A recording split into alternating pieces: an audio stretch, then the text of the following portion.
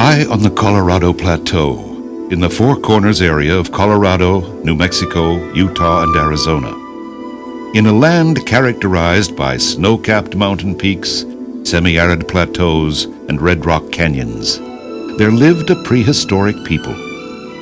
For more than 1,000 years, they flourished in this vast area drained by the River San Juan. Present-day Indians called these people the Anasazi. Archaeologists call them the San Juan Anasazi.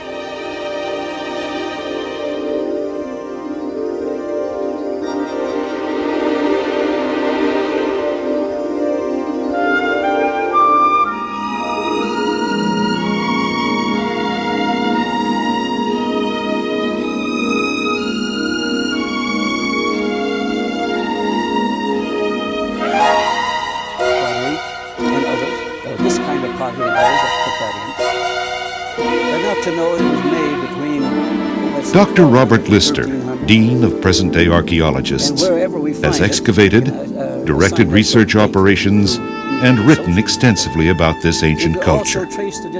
Listen to this Mesa Verde scholar as he interprets one of America's ancient jewels. To me, this pot tells me much more than simply what an archaeologist would observe from such a vessel. This is the sort of pot, a bowl, that would have been made by a potter living in Spruce Tree House, that cliff dwelling in Mesa Verde. To an archaeologist who would dig up a pot like this, associated with other kinds of artifacts, he would call it Mesa Verde black on white. And to him, it would be a hallmark of the 1200s, because we have studied this pottery enough to know that it was made between 12 and 1300. So it becomes just like a fossil. It can tell you when found, when the people lived in a certain place, and we can trace the distribution of the culture of these people by following the finds of pots like this one. It's a product of a person's mind and a person's hands. A lady's hands, the potter. And that she didn't simply make something of her own volition. She was following cultural norms. She was making something that's rather a standard size. She was making it in a standard form. She was using certain design elements, combined different ways, to paint a design on this pottery. But her whole actions here are conditioned by the culture in which she grew up. She learned from her mother how to make a pot, how to decorate it, and that tradition, a conservative way of life, was perpetuated by the people who lived here in the Mesa Verde. Something else comes to mind here. This is not simply a utilitarian vessel. It goes well beyond that. It's well executed. It is beautifully decorated. It shows that the people of Mesa Verde and Anasazi in general took great pride in what they were doing. They didn't have to decorate this. They didn't have to make this as symmetrical as it was in order to function as a cooking pot or an eating vessel. But they did. And to me, this tells me that these people not only were craftsmen, they were artists. Who are these people who made such beautiful black and white pottery and who lived in the cliff dwellings? The story begins a long distance from here. It's a long one, but let's start in the beginning and I'll try to simplify the story for you. Man did not originate here in the New World. He developed to his modern status in Africa and Asia, and only after he became a modern man did he migrate from the old world to the new. That's an event that took place toward the end of the Pleistocene period, the Ice Age. And probably man began to trickle across the Bering Straits between Asia and what is now Alaska, at least as early as 12,000 years ago, 10,000 BC, if not earlier. And at that time, man was a nomad, an individual who made his living off of the large game that lived in Asia and migrated across that same land bridge, the Bering Straits, and down into North America. And the animals that man was preying upon were those that became extinct at the end of the Ice Age. Such things as the mammoth, an elephant-like animal, the camel, the horse, and a large bison. This period, archaeologically speaking, is called the Paleo-Indian period, or the big game hunting period, and lasted during the latter stages of the Ice Age until around 7,000 BC, when the ice disappeared, the glaciers retreated, and modern environment began to come into the picture, and with that the modern flora and fauna that we see today. When this occurred, the large mammals disappeared, and man, being an adaptable animal, had to change his whole way of life. No longer did he have all this flesh running around on 4 feet that he could kill with a spear. Instead, he had small game, like the deer and the antelope and animals that we find on the plains today. The big buffalo were gone, some small buffalo remained. So man changes his habit from being a hunter to being a forager, and hunting small game, gathering all kind of wild plant products. But he remains a nomad, or at least a semi-nomadic individual, following a seasonal cycle. This big revolution that took place in New World culture was triggered by events that took place in central Mexico, in southern Mexico, down in the state of Oaxaca, where man began to experiment several millennia BC with grasses, wild grasses, that he purposely gathered and planted from time to time and improved their strain until eventually he came up with a very primitive type of corn. Once this corn was developed to the point where it was an important edible crop, it gradually diffused from southern central Mexico up through the Valley of Mexico and up the Sierra Madres of western Mexico into the American Southwest.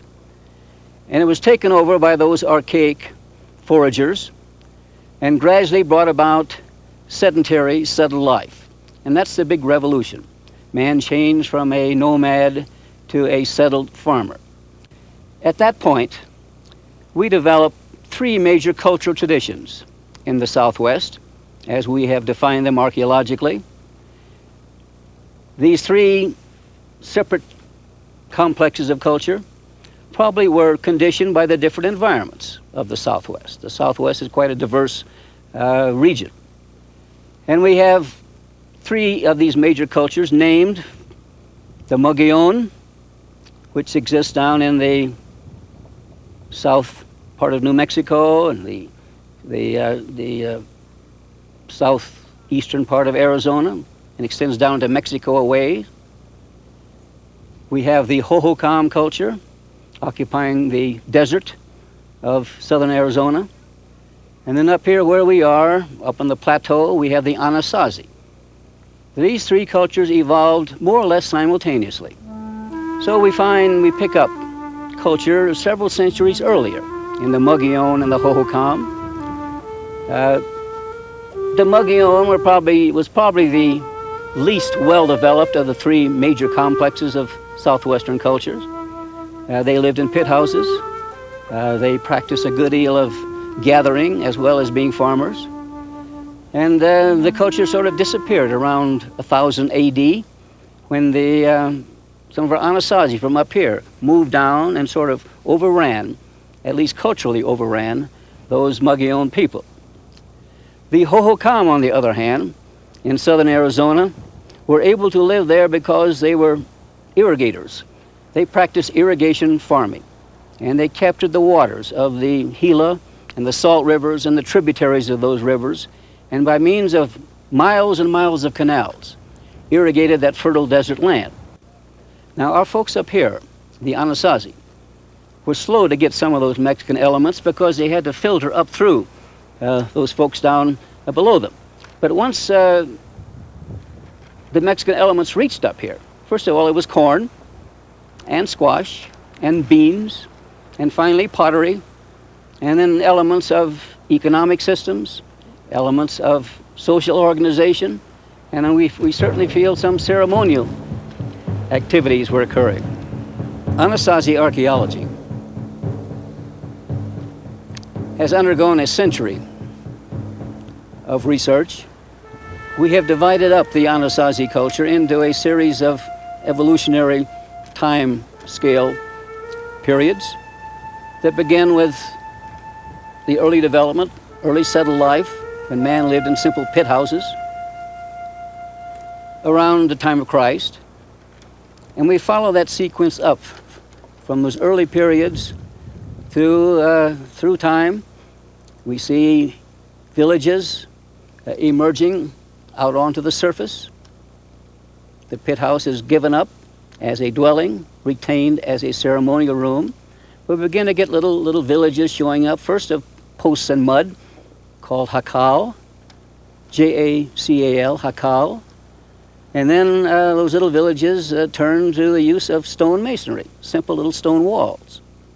And Mesa Verde has a lot of these here. And then finally we come to the period around 1200, when the large towns become the way of life of our Anasazi. And a territory that at one time had spread over most of the Four Corners and down to the Rio Grande in the east and over into the Hopi country to the west of us, began to shrink by the time of the 11 and 1200s. Larger towns, but not as many of them. And the population begins to concentrate. We see that very evident here in the Mesa Verde. And then around 1300, for some reason, the northern borders of the Anasazi territory saw a withdrawal of habitation. And our people who lived here began to move farther to the south, to the Rio Grande, to the Hopi country, to Zuni, and to continue to live there until the Spanish arrived.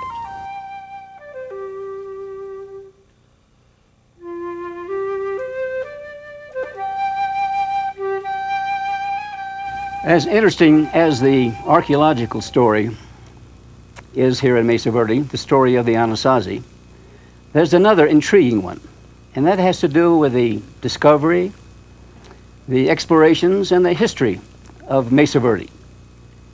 It begins back in the 1700s, when two Spanish parties came through this part of the country, southwestern Colorado, and wrote diaries about what they encountered as they crossed this rather barren country. The first party was in 1765, when a Spaniard by the name of Rivera, coming from Santa Fe, moved into the La Plata Mountains over there, looking for minerals. And his diary mentions that in this country there were a number of ruins. He didn't know what they were, but they were ruins. We get an inkling of the antiquities here from this 1765 account. Escalante and Dominguez passed near the Mesa Verde, and they too recorded the abundance of ruins in this area, small ruins. In the 1870s, following the Civil War, a number of people moved from the Midwest into southwestern Colorado, and a mining boom took place. Along with the mining activities came government survey parties to learn more about the minerals that might be in this area. And the first person to actually take a picture of a Mesa Verde cliff dwelling was a member of the Hayden Survey Party in 1874. This was a photographer by the name of William H. Jackson, who later on became known as the pioneer photographer of the West. But in the 74, with the help of a miner from a nearby camp, he traveled south of the Mesa Verde proper through Mancos Canyon. And in so doing, encountered a cliff dwelling. He took a photograph of it, and he named it Two-Story Cliff House. A year later, a second government survey party moved through this territory, and a scientist with that party named William H. Holmes traveled through Mancos Canyon once more, re-examined two-story cliff house, and found several other cliff dwellings on the very southern border of the Mesa Verde. Decade of the 1880s saw a real turning point in the history of Mesa Verde archaeology. First of all, a young lady, a newspaper correspondent by the name of Virginia Donahue, who later became Virginia McClurg, arrived in this region to write articles about the antiquities and to visit the Indians. And in 1886, she visited one of the cliff dwellings that's become very famous here in the Mesa Verde, Balcony House. But really, in the 1880s, the discovery of the major cliff dwellings, it built around a family that settled down the valley, just to the east of the Mesa Verde in the Mancos Valley. On December the 18th of 1888, the Wetherells discovered the largest of the cliff dwellings, Cliff Palace, and two other major cliff dwellings, Spruce Tree House and Square Tower House. And within a couple of years had also found practically all of the large cliff dwellings, named them, and removed collections from them. Many visitors came to the Wetherells, seeking their aid to examine the cliff dwellings, so a regular tourism business was started by the Wetherell boys, especially Richard, Al, and John, the three oldest brothers. And visitors would come from far and wide and be taken back into the canyons on pack trips to examine the cliff dwellings, and if they wanted, to dig in the cliff dwellings. Up to that point, the Wetherells were what we might call pot hunters. They were simply taking out materials for sale, and like many other people. But all that changed in 1891 when a visitor by the name of Gustav Nordenskjöld, a young Swede, arrived here. He was a scientist, and when he dug in the Mesa Verde in 1891, he applied principles of scientific investigations. He took many photographs, he made drawings, and in essence did a real scientific job. When he was ready to leave and return to Sweden, he packed up his large collection and shipped it to Stockholm, from where it was eventually moved to Helsinki, where it is in the National Museum of Finland today. From that time on, the Wetherells, following the practices of Nordenskjöld, did a scientific job of digging. Systematic archaeology was born at that time here in the Southwest. In 1906, a national park was established here in the Mesa Verde. Thereafter, for the next several years, an inventory was made of the ruins here in the park. And an archaeologist from the Smithsonian Institution in Washington was sent here to evaluate the material to help open up the park so that the visitors could properly see the antiquities of this area. The gentleman was Jesse Walter Fuchs. In 1920, and for a decade thereafter, the park really prospered under the tutelage, the guidance of the first archaeological superintendent to be appointed for Mesa Verde, Jesse L. Nussbaum. The University of Colorado did a lot of work here, beginning in the 50s and continuing into the 70s. The largest, most comprehensive program. It involved archaeology and environment and trying to interpret the material in relation to what was found around the Mesa Verde, was initiated in 1958. It was known as the Wetherell Mesa Project, and it was sponsored by the National Park Service as well as the National Geographic Society. My old-time friend, Alden Hayes, was a member of the Wetherell Mesa program from beginning to end. Let him tell you something about it. Well, the Wetherell Mesa Project was a National Park Service sponsored archaeological project to help learn more about Mesa Verde archaeology and also to enhance the exhibits in place that were already at Mesa Verde for people to see. And Douglas Osborne was the supervisory archaeologist, and it was Doug who actually built the project up and formed it. It was the most most interdisciplinary project in archaeology that had ever taken place in North America. It involved as many as 150 other people other than those actually performing routine archaeological functions. All of the artifacts, it's all right up there at Mesa Verde right now in the research center on the park, every bit of it.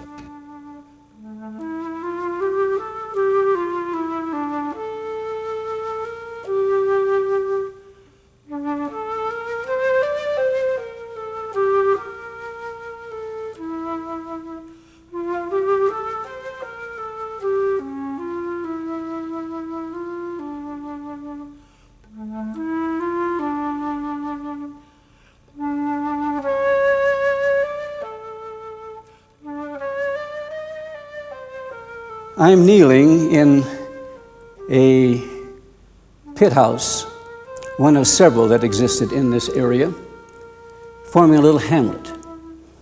And this would have been the dwelling for a family, and there have been other families nearby. But this is the earliest kind of habitation the people of Mesa Verde lived in. They were dug down into the ground using a wooden digging stick. And in this particular one, which dates in the late 500s, we have an antechamber where I am now, and the passageway into the main part of the dwelling, which we will see in a moment. The antechamber served as a storage unit and also perhaps as an entrance. One came from the antechamber through this passageway behind me into the main part of the dwelling. Some of the features that are commonly present in these pit houses, which, as I say, belong to the hamlet stage of existence, or some people call them the modified basket maker period. The features that you would expect to see would be, first of all, plaster on the wall. This structure simply cut down into the ground, a hole. The walls would be fairly soft. To make them a better place to live, a mud plaster was put on to smooth it out and make them a little more refined. There are 4 post holes. I see one there. There's one beside me here, another over in that corner, and a 4th in that position. Each of these post holes was a place where a large, tall timber was embedded. On the top of those 4 posts, there were horizontal stringers put across. And that then formed a framework upon which smaller poles embedded along the side of the pit were leaned onto that framework at the top. And then the framework was covered by horizontal members, leaving an opening in the top to serve as a smoke hole. This superstructure then would be covered by interlacing small pieces of wood, vine, bark, matting around the wooden superstructure, and then finally covering it with mud. Notice that in this part of the house, we have a matati, a grindstone. Notice also there's a bit of a wall here that goes from this wall, probably stood this high, came across here to the fire pit, and a comparable little wall, a wing wall as we might call it, over here. We believe, because we quite frequently find in this section of a pit house, a matati, manos, and things indicating food preparation. Maybe this was the area in which culinary pursuits were followed. In many of these pit houses, between the rear wall and the fire pit, there is a hole in the floor called a sipapu. Family rites, ceremonies, rituals around that. The prayers go down to the spirit world. We will see sipapu in the next pit house we look at. We've now moved from the earliest pit house, which we saw a while ago, to the next stage in the development of the Mesa Verde dwelling. And here we have what appears to be a pit house very much like the one we saw at the last viewing. But this is not the same thing. This is actually two pit houses here instead of one. Pit house number one over here was built in the late 600s, lived in for a while, burned, and was abandoned, and became a ruin, was filled in here. At a later time, perhaps 15 or 20 years later, another group of people came in and decided to put a pit house right in here. It was so close to the first one that it actually impacted upon it and cut into it. And they had to put a stone wall here to hold in the loose fill of pit house number one. So we have pit house one and pit house two, within a short frame of time, occupied almost contemporaneously. We see the same features that we saw in the first pit house, with some additions. We see the 4 post holes that we saw previously. We see a fire pit in the bottom of the structure. We see wing walls extending from the wall on either side out to the fire pit. And note also there is a metate in almost the identical position it was in the first pit house.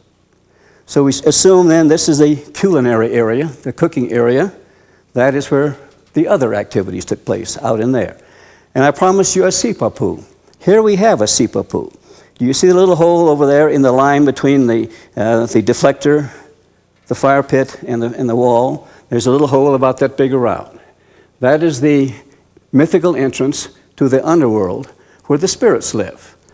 And if this family living in here performed certain rites, their voices reach the spirits down below through that little entrance.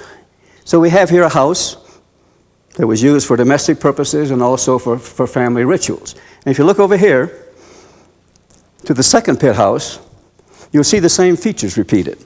The 4 post holes. A bench around the wall has developed here. And you see it in both of these, the bench.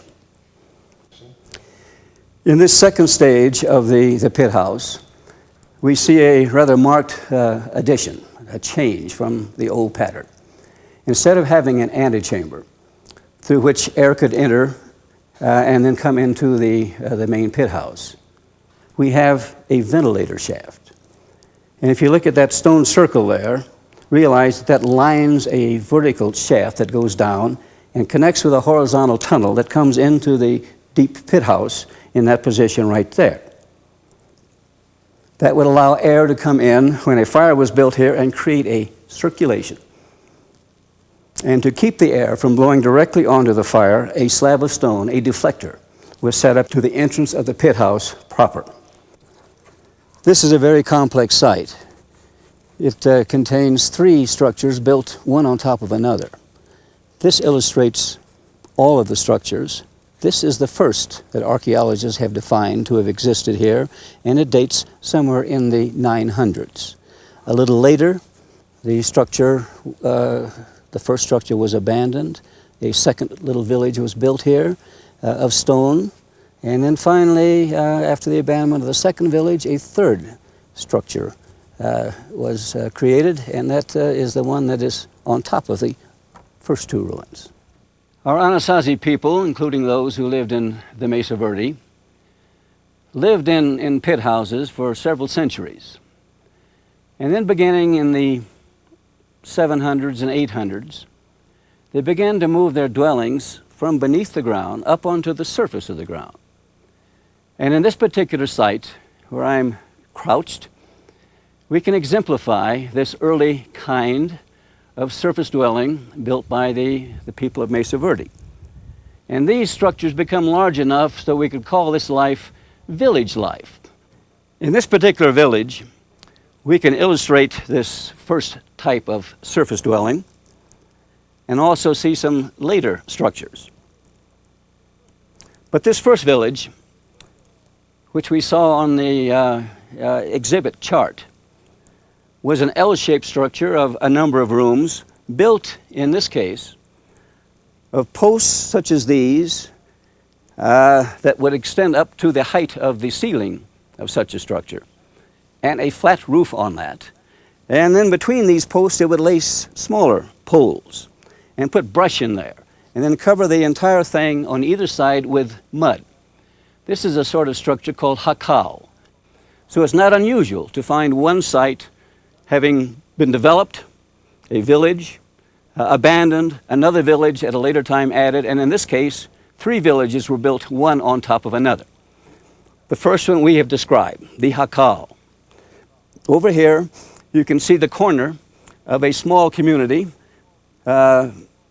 100 years later, dating perhaps in the 900s, wherein stone masonry was substituted for the hakao, the posts and mud. And this stone masonry was a rather simple form of masonry. It's the beginning of the use of stone in building. And you see it's only a single course in width, a single stone in width. And it wasn't a very satisfactory form of building, but nevertheless, it probably offered more stability than did the old post and mud sort of thing. So we go from here to here, and we have a house and a kiva nearby. And then finally, in the late 1000s, our Mesa Verde people had achieved thick masonry walls using a number of stones set side by side to make a course and building them up quite high. And in the background over here and over in this direction, you can see parts of a wall of a village that was built of this wide coursed masonry. And there are several towers, which you may have noticed in the chart, the map of this village, incorporated into the community. The towers seem to be, in some cases, directly connected by tunnels to kivas. The third village at this particular site, the one with the thick walls and the towers, has an excellent example of a kiva of this period, around 1075, as I said. And if you look down here, you can see that this kiva is dug quite deeply into the soil, indicating again the depth of the soil here, and that it's an unusually large kiva. Further, it could be noted that it is a fairly early example of a complete kiva because the stone lining that lines the wall above the bench does not go completely to the surface. In the far view area, there are a number of small villages and small towns bridging that gap between the village and the town, such as this one. We call this Coyote House. It's not far from the main community of Farview, but actually was built probably in the 1050s and lived in for some time prior to the building of the Farview House, the large town. People ask quite frequently, how do you know there's a ruin here? And I happen to have dug this ruin, and let me tell you how we found it and why we dug here. First of all, when this was abandoned in the 1100s, it fell into ruin, and the stone walls collapsed and built up a mound. So first of all, there was a mound that stood up above the general level of the mesa top. And then to the south of the mound, where the people had dumped their trash, the soil was enriched by ashes and the like, and a large stand of sage, unusually large sage, grew in that trace deposit. So we have the trace deposit indicating a community by its vegetation, a rubble-covered mound representing the residue of the old community. And furthermore, things like these 2 items indicate an occupation area here. First of all, part of this community burned, and the tan sandstone was reddened by the heat. And so over a site like this, you frequently find very red pieces of sandstone that have been colored by heat from fires. And also, about a community like this, we find many potsherds, broken pieces of pottery, the everyday cooking and eating ware of the people, which apparently they broke in great quantities, and once a pot breaks into potsherds, as we call these broken pieces, they're practically indestructible. So we find them all over the ground around the site like Coyote House here. This was a village of a number of rooms and several kivas, several things we don't quite understand. Why aren't these rooms finished? Were there niches for storing things? We don't know. But there are a lot of living units and the ceremonial kivas in this site. An unusual feature of this kiva behind me are the horizontal poles that extend from one pilaster or column to another. We found decayed poles in the places where these replacements have been positioned.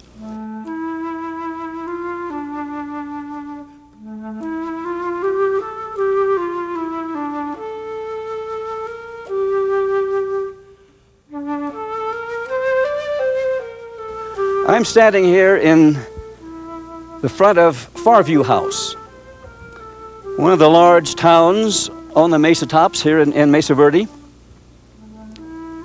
It gives its name to this area of the Mesa. Dr. Fuchs came here in 1916 and excavated the first of the Mesa top sites to be opened up. But in this vicinity, there are approximately 50 ruins of various ages and sizes, representing the sequence from the early Mesa top villages after people moved out of the pit houses and began to live in hakal structures, those post and mud villages, and then later the simple stone villages. And then later on, as culture evolved here, we find these towns like Farview House coming into the picture. This is an important area for a rather dense population on the Mesa top. And it was made possible in part and at a certain time by the fact that the Mesa Verdeans built a water control system. And Mummy Lake was a reservoir. Water was funneled in there and kept. There was no outlet to the reservoir, which makes us think that it was probably used for domestic purposes, for drinking water. Mummy Lake was noted by the cowboys back around the turn of the century as a place that collected water. This structure is an unusual feature of the Mesa Verde people, one that we don't understand. Dr. Fuchs, excavating here in 1915, called it a sun temple, felt that ceremonies might have been conducted here, ceremonies involving the sun, but we really don't know, we're not sure. It is a planned structure. It appears to have not been lived in. There's even the question of whether it ever had roofs over these rooms or kivas. Sun Temple gets its name from this rock that protrudes from the corner of the structure that has this natural phenomenon in that looks sort of like a sun, and hence the name Sun Temple, taken from this feature. It is set on top of the mesa, surrounded by a lot of dwellings, towns actually. Cliff Palace is the largest of the cliff dwellings in the Mesa Verde. It is an immense structure. We'd call it a town. The cave in which it is situated, and it really isn't a cave, it's a rock shelter, it's a shallow cave. But it extends from one end to the other almost the length of a modern football field, and is about 100 feet deep and 60 feet high. And within that irregular shelter, 217 rooms and 23 of the ceremonial chambers were cramped. And there's a pattern, if you look at the map and examine this thing carefully, of a kiva being surrounded by a series of rooms. Up on that ledge, the people who lived here built a series of granaries, storage chambers. This area is an arid area today, and people wonder, where did the folks who lived here in Cliff Palace get their water? Water for drinking, water for cooking, water for making mortar and setting up the walls of their houses. And as far as we know, most of the water came from seeps that occur around the cliff edges and in springs that exist here. Using water locally obtained, mud which served as mortar from local sources, and stone from the top. Putting those together, they were able to produce the beautiful buildings that we see here. Bear in mind that the beautiful masonry that attracts us now was probably all hidden when the people lived here by a mud plaster.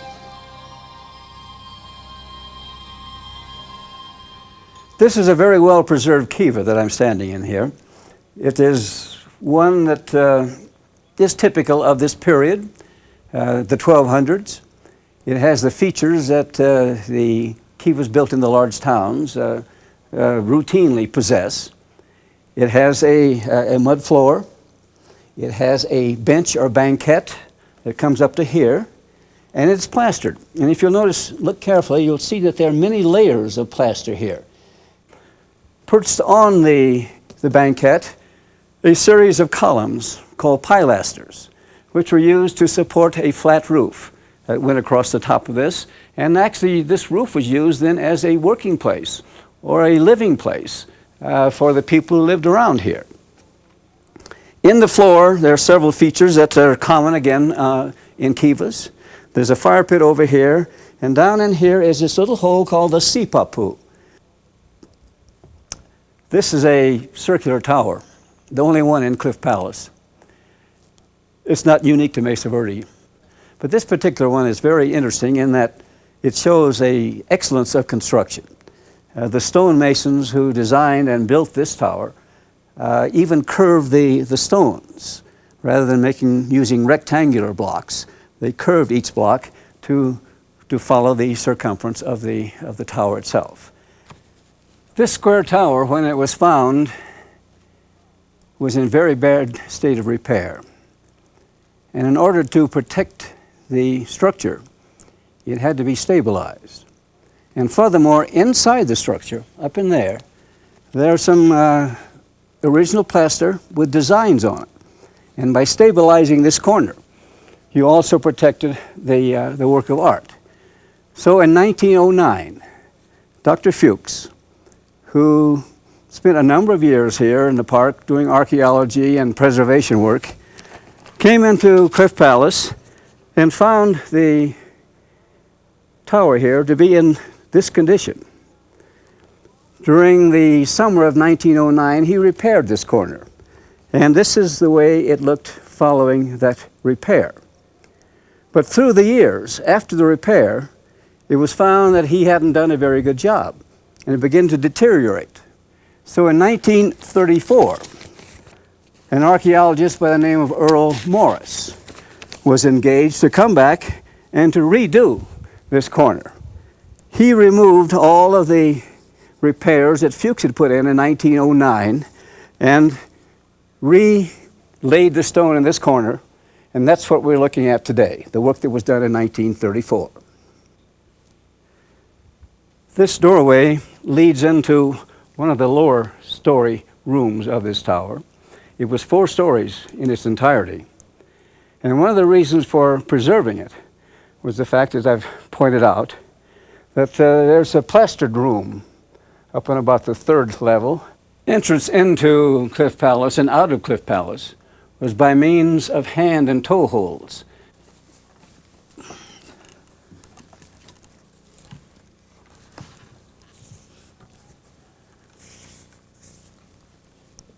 This is Spruce Tree House, the 3rd largest of the cliff dwellings in Mesa Verde National Park.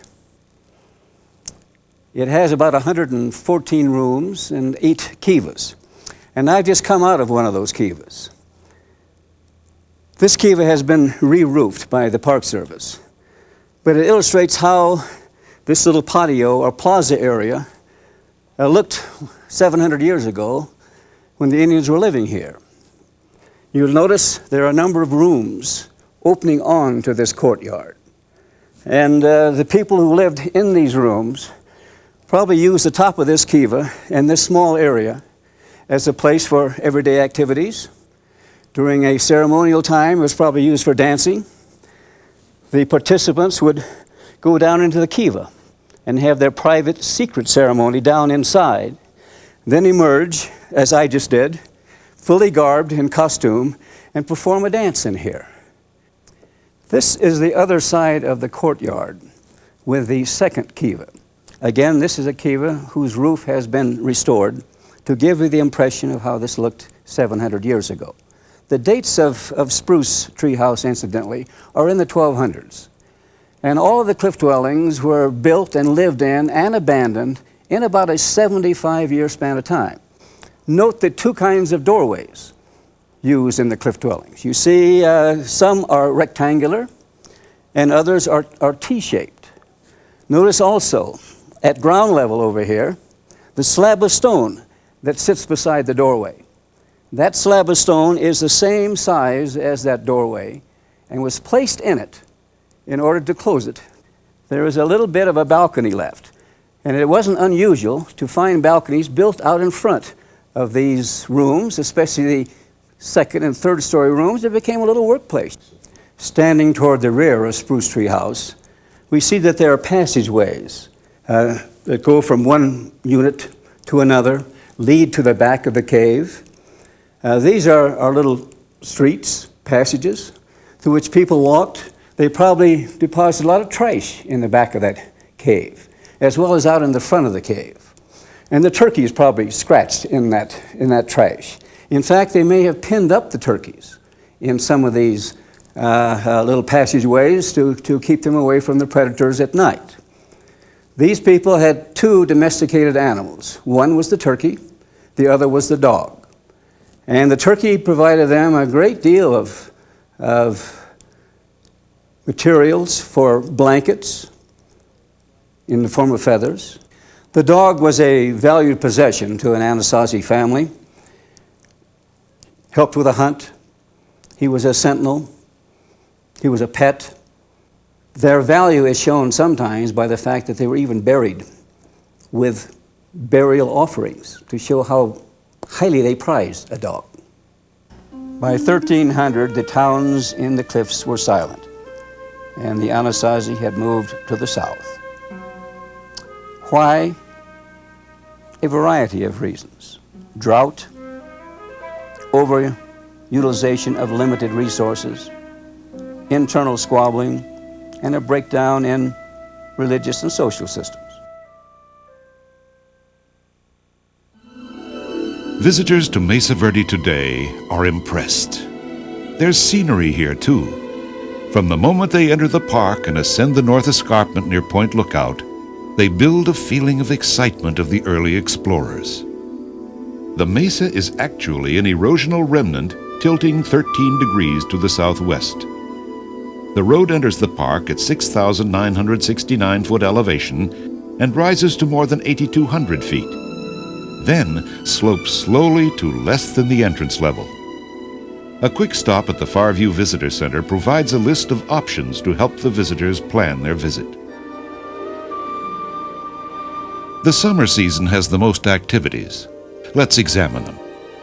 Everyone should visit the Chapin Mesa Museum, 5 miles further down the mesa, for the best orientation to antiquities.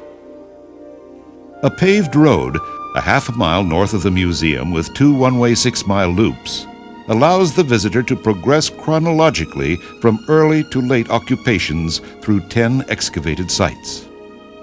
Several overlooks afford views of rugged canyons and most outstanding cliff structures for which the park is best known.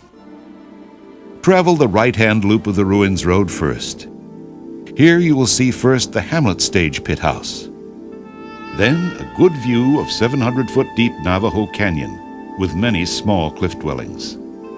A few hundred feet farther is a short trail leading to the Square Tower House Overlook, where you see what remains of a 13th century 80-room structure that rose to 4 stories against a supporting cliff wall. Driving further along this road, you arrive at more surface ruins dating AD 675 to 1200. Understanding these developments is an important link in the story. Soon you arrive at Sun Point. This is one of the most impressive observation places in the park. About 100 feet below the mesa crust is a concentration of 13th century cliff dwellings, including Mesa Verde's centerpiece, Cliff Palace. On a mesa top to the left is the unique Sun Temple. The last site on this road is Sun Temple. Another great view of Cliff Palace can be enjoyed from here. The left-hand loop of the Ruins Road runs along the top arm of Chapin Mesa, separated by Cliff and Soda canyons. A 10-minute drive brings park visitors to the spectacle most come to see, the awe-inspiring Cliff Palace. Access to the dwelling today involves a steep, winding path and 4 10-foot ladders, which were not available to the ancients.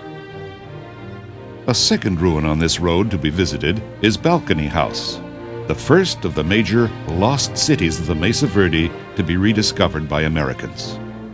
It is a rare experience for visitors.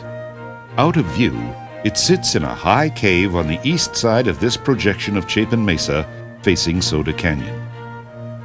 Here, modern viewers will have a taste of Anasazi cliffside stamina and daring, even though the hand and toe holds of the Mesa Verdeans have been replaced with a 32-foot ladder to reach the house, and a return crawl hole and strenuous but safe climb back up the cliff. This is no place for the faint of heart, but those who make the effort by joining the ranger-guided tour will be amply rewarded. Beyond the museum and down a steep trail past the canyon head in spring is a well-preserved spruce tree house. It is the 3rd largest ruin in the cliffs. The Farview cluster of villages lies about a mile south of the visitor center named for it. Best illustrating the late Pueblo-housed, agriculturally based Mesa Verde occupation, the 6 sites open for viewing are east of the road down Chapin Mesa. Farview House is the largest structure. This building dates from AD 1100 to 1300. To the south is the smaller enclosed Pipe Shrine House. Farview Tower, northwest of the large house, is a 2-story tower with 16 adjacent rooms and 2 kivas. Still farther northward is Megalithic House, a complex of 7 rooms and a kiva. A 5th village, now called Coyote House, to the south of the entrance road was another compact rectangular unit of 34 double-coursed rooms, 4 kivas, and a tower. By now the visitor has discovered that Mesa Verde is a big park with more exciting activities than can be fitted into one day. There are excellent accommodations in the surrounding towns of Cortez, Mancos, Dolores, and Durango. But fine visitor facilities are here at Mesa Verde. Farview Motor Lodge is located near the Park Visitor Center. Campers are pleased to find a campground of over 500 spaces tucked away in the head of Moorfield Canyon, with services in Moorfield Village and an evening campfire program in a 2,500-seat amphitheater. At both locations, the visitor is reminded that he must share these spaces with other creatures of the mesa. A 12-mile scenic drive takes off near Farview Visitor Center for the western plateaus of the park. It's a scenic route with turnouts where one can view the Montezuma Valley. Step House is reached on foot from the parking area at the end of the Wetherill Mesa entrance road. The Step House Cave contains ruins of both the earliest and latest Mesa Verde habitations, separated by 600 years. Ruins on lower Wetherill Mesa are reached by a free mini-train departing from the parking lot at brief intervals. Stop 1 is for the ranger-guided tour of Longhouse. Stop 2 is for the Badger House community sequence of Mesa Top sites and spans the total Anasazi occupation of the Mesa Verde. At Stop 3, 2 Raven House, reached by a self-guided trail, is a small masonry-walled settlement built over the remains of an earlier pole brush mud structure. The next mini-train stop is for an overlook to Kodak House, a 60-room unit where Nordenskjöld hid his camera when not being used. Further along the trail, the mini-train stops at the best overlook for Longhouse. Both offer excellent photographic opportunities. Because of the fragile nature of the antiquities in Mesa Verde National Park, hiking is restricted to 6 day-use trails from which the natural setting can be experienced. The most popular trail is the Petroglyph Point Trail. It is 2.8 miles in length and takes off from the Spruce Tree House Trail to the east of the museum. A panel of petroglyphs is visible on a cliff face just before the trail ascends. The trail returns along the mesa top to the parking area near headquarters.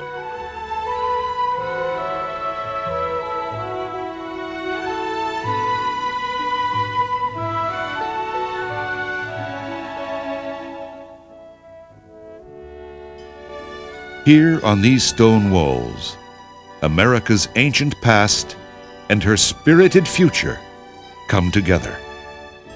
This is just as it should be.